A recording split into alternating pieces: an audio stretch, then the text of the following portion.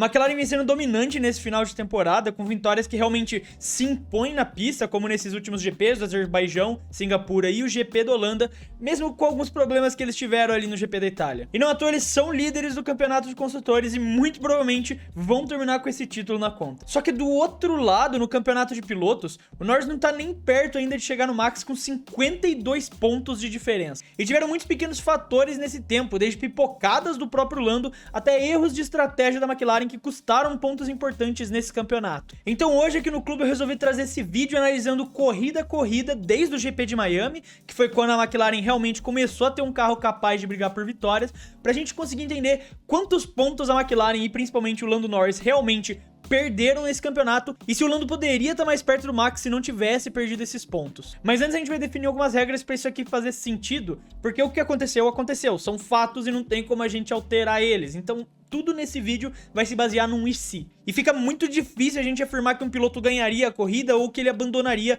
tal prova se não tivesse acontecido da maneira que aconteceu. Então, para fazer essa análise, a gente vai ter dois cenários, o cenário máximo e o cenário mínimo. Ou seja, em uma determinada corrida que o Norris não foi tão bem quanto poderia ter ido, qual seria o máximo de pontos que ele poderia fazer naquela situação e qual seria o mínimo de pontos que ele poderia fazer. Então depois a gente vai comparar essas duas tabelas com a tabela real pra gente entender o quão próximo o Norris poderia estar de fato do Verstappen se tudo isso não tivesse acontecido. Primeiro a gente tem o GP de Miami, onde o Lando venceu a corrida, então aqui não tem muito o que mudar. Ele contou com a sorte do safety car no momento certo, claro, que com certeza ajudou para essa vitória. Então no universo alternativo a gente não precisa alterar em nada. E a próxima etapa foi o GP da Emília-Romagna, ou Fórmula 1 MSC Cruises Gran Premio del Made in Italy della Emilia-Romagna de 2024 para os intelectuais. Foi um final de semana muito apertado dos dois, com o Norris se classificando em terceiro, mas por conta da punição do Oscar para atrapalhar o Magnussen, ele acabou largando em segundo. E durante a corrida o Verstappen foi muito bem ao longo de toda a prova, só que no final o Norris conseguiu apertar o Max e tentar pressionar ele pela vitória.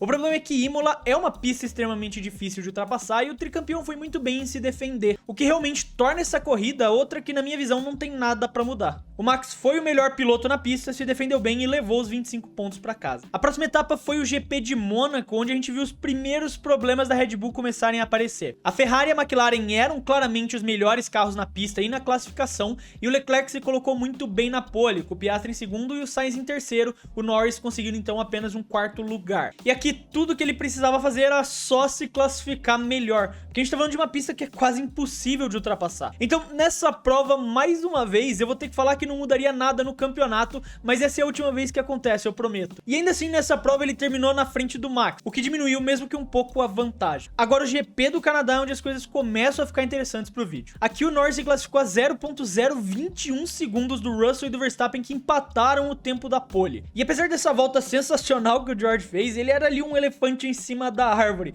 Todo mundo sabia que uma hora ele ia cair, porque a Mercedes ainda não tinha o ritmo, pelo menos de corrida, para acompanhar a McLaren e a Red Bull. Então não demorou muito para ele passar o Russell e também passar o Max. Na pista molhada, o carro da McLaren era claramente o mais rápido. Mas o grande problema veio quando o Sargent bateu o carro e trouxe um safety car. A McLaren tinha que ter chamado o Lando para os boxes, mesmo que ele estivesse muito perto da entrada do pit. Quando aconteceu o acidente, quando o safety car é acionado, a própria equipe e o piloto admitiram que eles tinham tempo de ter avisado o Lando e ele ter entrado para fazer a troca para os pneus secos. E por conta disso, ele acabou perdendo a posição para o Max e não conseguiu recuperar na pista. Se eles tivessem chamado o Norris no momento certo, eu enxergo que nos dois cenários aqui, tanto no máximo quanto no mínimo, ele teria se mantido na frente e vencido a corrida e então diminuído a vantagem para o Max em 7 pontos. E no GP da Espanha a gente começa a entrar numa questão meio subjetiva das coisas. Ele largou da pole e, como eu já discuti aqui em outro vídeo no clube, que tá aparecendo no card para vocês, deixou a pressão sucumbir. Se preocupou mais em tentar fechar o Max do que largar bem e acabou sendo ultrapassado não só por ele, mas como também pelo Russell. Então depois o Max passa o George e o Norris fica muito tempo preso atrás da Mercedes até também conseguir passar, o que praticamente destrói suas chances de vencer a corrida. Então aqui a gente vai ter uma diferença no cenário máximo e mínimo. Considerando que ele tivesse largado direito, ele teria total condição de batalhar por essa vitória contra o Max. Então no cenário máximo a gente considera que ele vence e faz 8 pontos de diferença pro neerlandês, porque ele também terminou essa prova com a volta mais rápida. E isso a gente não tem muito como alterar. Agora, por outro lado, a Red Bull era um carro muito competitivo e poderia ter disputado a vitória até o final contra contra o Lando. E como a McLaren ainda não tinha introduzido o mini DRS deles, eu acho que o Max, considerando o carro e o ritmo de corrida que ele vinha apresentando, também tinha total condição de vencer a prova. Então, no cenário mínimo, a gente considera que o Max vence o GP da Espanha e o Lando termina em segundo lugar. A próxima corrida foi o nada polêmico GP da Áustria, e que se não fosse abatido, o Lando provavelmente passaria o Max, já que estava com o carro muito mais rápido. O grande problema é que o inglês ainda recebeu uma punição de 5 segundos por limite de pista, que acabou nunca chegando por conta da batida que tirou ele da prova. E o Max então teria ali suas 10, 15 voltas mais ou menos para tentar se manter nessa distância para conseguir ultrapassar ele mesmo sem passar na pista. Então aqui a gente vai divergir os dois cenários novamente. No final da prova, o Norris era o mais rápido e até poderia ter tirado os 5 segundos, ainda que fosse muito difícil. Então no cenário máximo ele vence a prova e tiraria mais 7 pontos de vantagem. Só que o mais provável, considerando pelo ritmo de corrida do Max e as 3 zonas de DRS que essa pista tem que tornam muito difícil você escapar de alguém, ele ainda se manteria próximo e mesmo que cruzasse ali em segundo, venceria pela punição, o que então aumentaria a vantagem do holandês em 7 pontos. Considerando que na corrida real o Max terminou em 5º lugar fazendo 10 pontos e o Lando abandonou a corrida, então os dois cenários no caso são positivos ainda pro Lando. A próxima corrida foi Silverstone, que mais uma vez por conta de erros estratégicos acabaram custando pontos importantes pro Lando. Outra vez durante a chuva eles tinham claramente o carro mais rápido na pista, mas na hora de fazer a troca para os pneus slicks, primeiro que eles destruíram a corrida do Piastri, não fazendo a parada dupla, mas também pararam uma volta depois do Lewis e do Max e ainda colocaram um pneu macio que era claramente inferior ao pneu médio na pista. O próprio Hamilton sofreu no final e a McLaren, se tivesse colocado os pneus certos com um carro que era superior ao da Mercedes, podia ter vencido a corrida. Eu vejo no cenário máximo a McLaren colocando os pneus certos, que eram os médios, então na pista ele conseguiria passar o Lewis e terminaria a corrida em primeiro, com o Max ficando em 3º lugar, o que diminuiria a vantagem em 10 pontos. E no mínimo, mesmo que o Lewis conseguisse manter um bom ritmo e o Norris não alcançasse e passasse ele na pista, com os pneus certos eu acho que dificilmente o Max teria tirado tanto tempo e ultrapassado o Norris. Então nesse cenário ele fica em segundo e tira só 3 pontos pro Verstappen. Agora o GP da Hungria, onde essa situação fica bem mais interessante. Mais uma vez o Lando erra na largada, o que favorece o Piastri, que assume a liderança. Só que por aquele erro na ordem das paradas fez o Norris dar um undercut no australiano, e aqui a questão moral poderia ser bem diferente.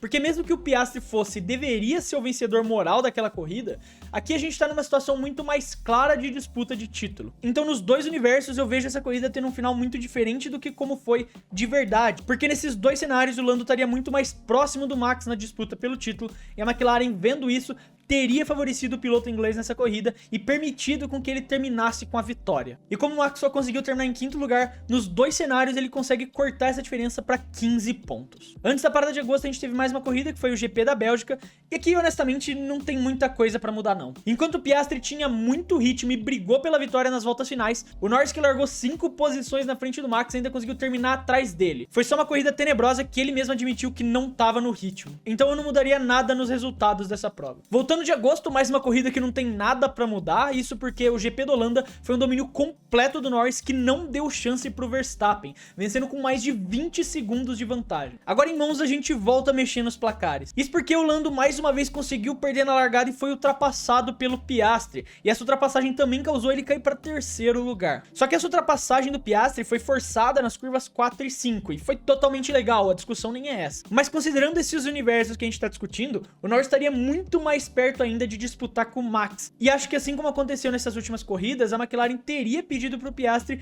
não interferir na disputa e ajudar o seu companheiro. Se fosse algo do Norris ter largado mal e o Piastri passado, seria uma coisa. Mas nesse caso o Piastri tentou forçar a ultrapassagem. E nesses dois universos, com o Lando muito mais próximo e realmente disputando o título de pilotos, eu acho que o Piastri teria entendido a situação, como ele já falou que ajudaria o Lando, e não teria passado o seu companheiro. Ainda mais quando a gente considera que o Max largou de 7º lugar. Então seria uma ótima corrida para ele conseguir tirar muitos pontos importantes no campeonato. E, considerando isso, o Leclerc também nunca teria conseguido passar os dois em um primeiro momento. E essa perda de pontos aqui pode cair 100% nas costas da McLaren por ter deixado os dois brigarem, e não do Piastri, que estava fazendo só o que qualquer piloto faria naquela situação. Então nesses dois universos, o Lando vence a corrida com o Max terminando em 6º, e a diferença é diminuída em 18 pontos, já que o Norris também teve a volta mais rápida. E por fim, as duas últimas corridas que a gente teve até a produção desse vídeo, que foram os GPs do Azerbaijão e de Singapura. E honestamente não tem nada pra mudar aqui. A classificação ruim no Azerbaijão foi um erro da própria Fórmula 1 com a questão das bandeiras erradas que custaram a posição pro Norris, e que ainda fez uma corrida muito forte pra conseguir se recuperar e passar o Max na pista. Enquanto o Piastri vencendo mostra que o Norris tinha um carro pra muito mais, só que isso não foi culpa nem dele nem da McLaren. Em Singapura o inglês foi perfeito, só não fez um grande chelém porque o Ricardo roubou o ponto na última volta. Então realmente não tem o que mudar nessas duas provas na nossa pontuação. E agora a gente chega nas pontuações do nosso universo alternativo. E aqui no cenário mínimo, o Lando Norris teria 317 pontos contra 328 do Verstappen, que faria a diferença ser só de 11 pontos no campeonato, diferente dos 52 atuais que o inglês ainda tem que tirar. Só que quando a gente puxa essa estatística pro cenário máximo, a história é completamente diferente. Aqui o Max teria só 314 pontos, enquanto o Norris seria o líder do campeonato com 338 pontos. No cenário máximo, o Norris disparou no campeonato por 24 pontos de diferença pro neerlandês, o que praticamente garantiria o campeonato na sua mão. Só que o cenário máximo envolve muito mais variáveis do que o cenário mínimo, que é muito mais pé no chão.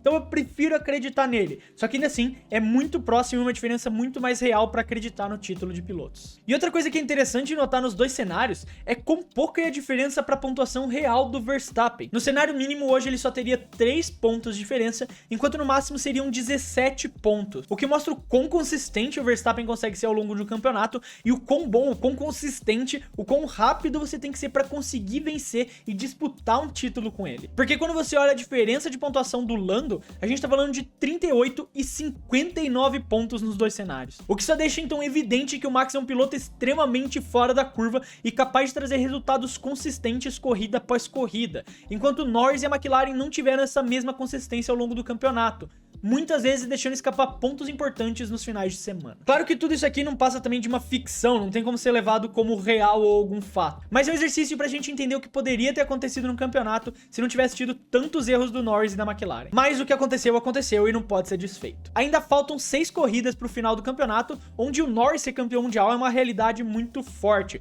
principalmente se ele contar com a ajuda do Piastri terminando em segundo nessas corridas e tirando pontos importantes do Max. Mas é inegável que ele tá numa situação muito mais difícil do que nos nossos cenários, precisando tirar 52 pontos de vantagem. Mas aí tá, quantos pontos o Norris e a McLaren perderam ao longo desse campeonato? Eu quero saber a sua opinião, o que você pensa sobre tudo isso, então não esquece de deixar ela aí nos comentários. Se você gostou do vídeo e quiser ajudar o Clube do F1, você pode fazer isso se inscrevendo no canal. E também você pode ajudar o clube clicando aqui embaixo no botão Seja Membro. É uma forma simbólica de você estar ajudando o clube hoje, mas que permite a gente poder continuar produzindo esses vídeos pra vocês. Muito obrigado pra quem ficou até aqui e até o próximo vídeo.